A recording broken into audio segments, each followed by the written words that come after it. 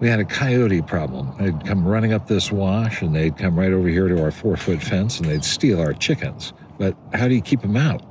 Well, to keep the coyotes out, what you really need is an 8-foot tall fence. But have you ever seen how much an 8-foot tall fence costs?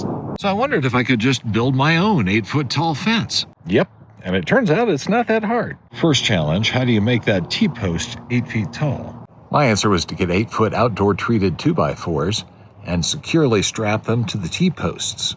I started by attaching this side and then bending it around. Then I pulled it as tight as I could by hand and put a second screw in.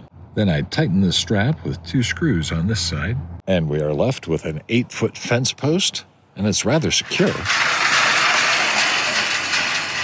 True, it may not stop a bear, but it sure will stop a coyote. That's what it's designed for. To make the fence 8 feet tall here, I added another roll of welded wire and stapled it on to the 2x4s. To join the 2 pieces of fence together, I use this handy-dandy stapler I found online that staples around things. And I stapled these together, these pieces of wire together along the fence. So the whole thing is really just now one piece of fence.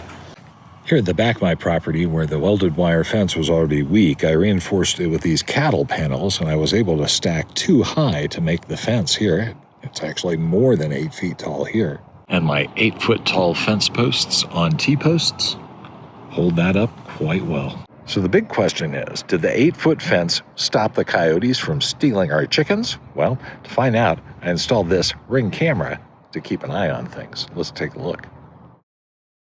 And you see the coyote coming up on their regular routine, and of course it thinks it's coming over here for a snack, but oh no! What's this, Mr. Coyote?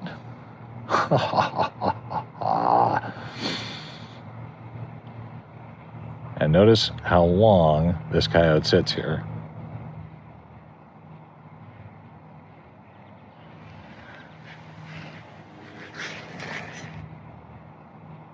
So, does the 8-foot fence solve the coyote problem?